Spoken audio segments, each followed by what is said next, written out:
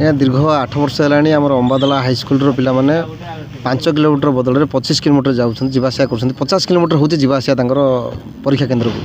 ତ ଆମେ ବହୁବାର ପ୍ରଶାସନ ଅଧିକାରୀମାନଙ୍କୁ ଜଣାଇଥିଲୁ, ଅଭିଯୋଗ ମଧ୍ୟ କରିଥିଲୁ ଯେ ଆମର ପିଲାମାନଙ୍କର ପରୀକ୍ଷା ଅମ୍ବାଦଲା ନିକଟବର୍ତ୍ତୀ 5 କିଲୋମିଟର ଭିତରେ କରାଯାଉ ବୋଲି। କିନ୍ତୁ ଆଜି ପର୍ଯ୍ୟନ୍ତ କୌଣସି ପ୍ରଶାସନ ଏହା ପ୍ରତି ଦୃଷ୍ଟି ଦେଲେ ନାହିଁ, ଯେଉଁଥିପାଇଁ ମୁଁ ଜିଲ୍ଲାପାଳଠୁ ଆରମ୍ଭ କରି ପ୍ରଶାସନ ଅଧିକାରୀ ବିଭିନ୍ନ ଜଣାଇଲୁ ଯେ 12 ତାରିଖଠୁ ଆମେ ଅନିର୍ଦ୍ଦିଷ୍ଟ କାଳ ପର୍ଯ୍ୟନ୍ତ ଆମରଣ ଅନଶନ କରିବୁ। ଆଉ ଏପର୍ଯ୍ୟନ୍ତ କୌଣସି ପ୍ରଶାସନ ଅଧିକାରୀ କଥା ହେଇନାହାନ୍ତି, ସେଥିପାଇଁ ମୁଁ ଆଜି ଆମରଣ ଅନଶନରେ ବସିଛି।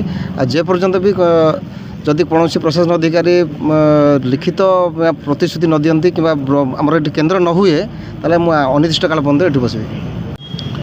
ମୁଁ କୋରାପୁଟ ସାଂସଦ ପ୍ରତିନିଧି ରଜନୀକାନ୍ତ ପଡ଼ାଲ। ଆଜିକୁ ବହୁତ ଦିନ ତଳେ ଭାଇ ରଞ୍ଜନ ସ୍ୱାଇଁ ସଂଘର୍ଷ କରି ଆସିଛନ୍ତି।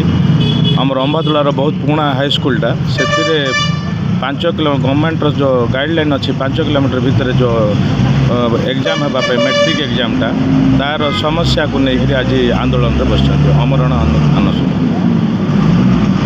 ତାକୁ ଆମେ ସହଯୋଗ କରୁଛୁ। ଆମର ଭାଇର ବହୁତ ଗୁଡ଼ିଏ ସମସ୍ୟା ଅଛି। ଆଜି ହାଇସ୍କୁଲ ସାମ୍ନାରେ ଏକ୍ଜାମ୍ ଟାଇମ୍ରେ 2-3 ଥର ଆକ୍ସିଡେଣ୍ଟ ମଧ୍ୟ ହେଲେଣି, ମୃତ୍ୟୁବରଣ କଲେଣି।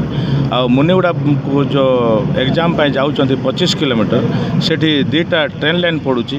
ସେ ଟ୍ରେନ୍ ଲାଇନ୍ରେ ବହୁତ ସମସ୍ୟା ହେଉଛନ୍ତି।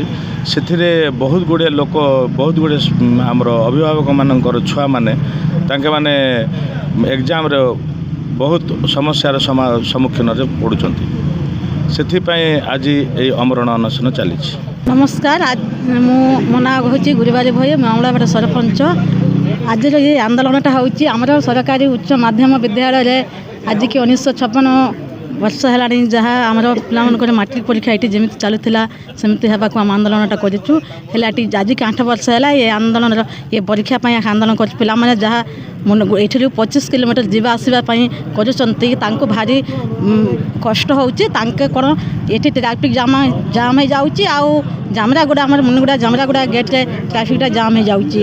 ହେଲେ ପିଲାମାନଙ୍କୁ ପରୀକ୍ଷା ଯିବା ଯାଇବାର ଭାରି କଷ୍ଟ, ସେଠି ଯାଇପାରୁନାହାନ୍ତି କି ଆସିପାରୁନାହାନ୍ତି, ସେମିତି ହେଇଯାଉଛନ୍ତି। ଆଉ ଏଠି ଯାହା ଆମର ଜନଜାତି ପିଲାମାନେ ଅଛନ୍ତି, ତାଙ୍କେ ପରୀକ୍ଷା ଯିବା ଆସିବା ପାଇଁ ତାଙ୍କର କାହାର ଗାଡ଼ି ନାହିଁ, ମୋଟର ନାହିଁ, ସମସ୍ତ ଗରିବ ଲୋକମାନେ ଅଛନ୍ତି। ଏଥିପାଇଁ ଆମେ ସରକାରକୁ ଆନ୍ଦୋଳନ କରି ଜଣାଉଛୁ ଯେ ଆମର ଯାହା ଜନଜାତି ପିଲାମାନଙ୍କୁ ସାହାଯ୍ୟ କରିବେ ବୋଲି। ଆଗରୁ ଗୋଟେ ଆମର ଏଠି ମନୋରଞ୍ଜନ ସାହୁ ଦେଇଥିଲେ ଚିଠିଟା, ସେଇଟା କଲେକ୍ଟର ମ୍ୟାଡ଼ାମ୍ ରଖିଛନ୍ତି, ପୁଣି ତାଙ୍କେ ଆମକୁ କିଛି ଜଣାଇ ନାହାନ୍ତି। 6 ମାସ ହେଇଗଲେଣି।